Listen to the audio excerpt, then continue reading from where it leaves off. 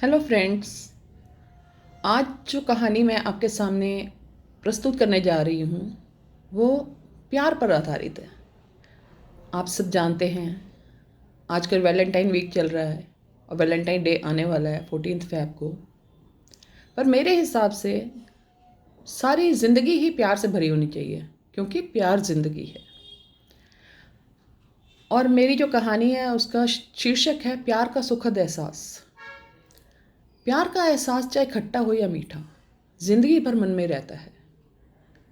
Vinita Facebook पर ज़्यादा active नहीं रहती थी, पर फिर भी कभी कभी फेसबुक खोल कर देख लिया करती थी।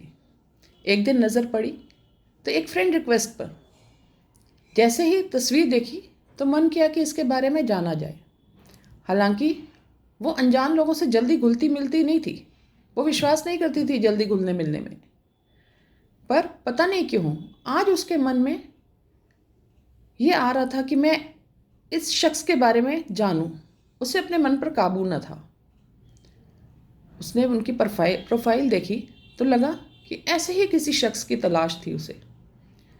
उसकी उम्र भी कोई 16-17 साल की नहीं थी कि जिसे पहली नज़र में ही प्यार हो जाए।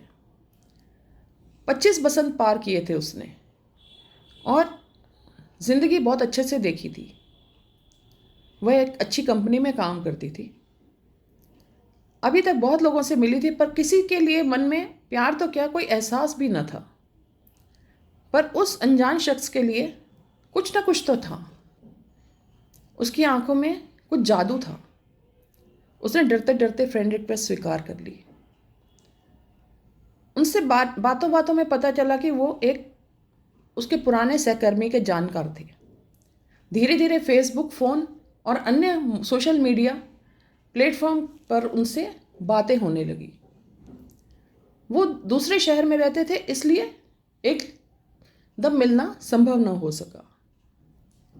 इस तरह उनके बारे में उसने बहुत कुछ जाना और अपने बारे में भी जानकारी दी। पर न जाने क्यों वो मिलने की बात से कतराते थे।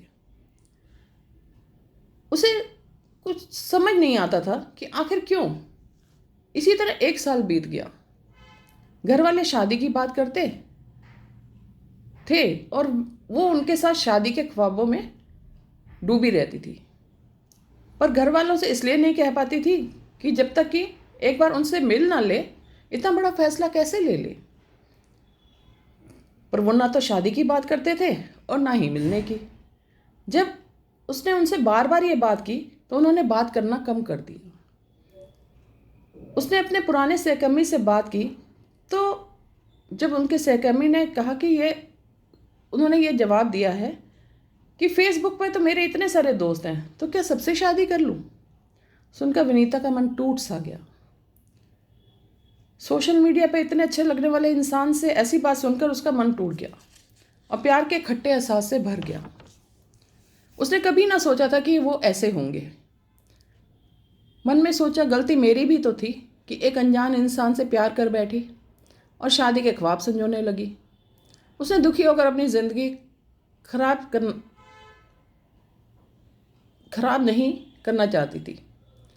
परंतु पहला प्यार तो पहला ही होता है, जिसके लिए मन में बहुत सी भावनाएं रहती हैं। उन्होंने चाहे ना किया हो, पर उसने तो किया था। उसने अपने मम्मी डैडी से कह दिया कि वो शादी के लिए तैयार है। वो भी बहुत खुश हुए और उसके लिए लड़का देखने लगे। एक दिन परिवार सहित एक लड़का उसे देखने आया और ये क्या, वो देखकर हैरान रह गई एकदम से कि ये तो वही है फेसबुक वाले। उसे बहुत गुस्सा आया कि ये यहाँ क्यों आ गया, मुझे नहीं करनी इससे शादी। मगर इससे पहले कि वो कुछ कहती, उन्होंने उससे अकेले में बात करने की इच्छा जाहिर की।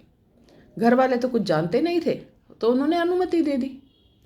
उसने सोचा कि अकेले मैं अपना सारा गुस्सा निकालूंगी। इससे पहले कि वो अपना गुस्सा निकालती, उन्होंने कहा कि मैं तो शुरू से ही तुमसे ही शादी करना चाहता था, पर यह नहीं चाहता था कि तुम या मैं बिना एक दूसरे के कुछ जाने पहचाने शादी कर ले। शादी दो इंसानों का नहीं, दो परिवारों का मिलन होता है। तुम्हारे घर आने से पहले दोनों परिवारों ने एक दूसरे को अच्छी तरह से समझा, जाना। तब जब सब ठीक लगा तो बात यहाँ तक पहुँची। कि बिना मिले हम कैसे एक दूसरे को समझ सकते हैं। मुझे तुम बहुत पसंद हो और मैं तुमसे ही शादी करना चाहता हूँ।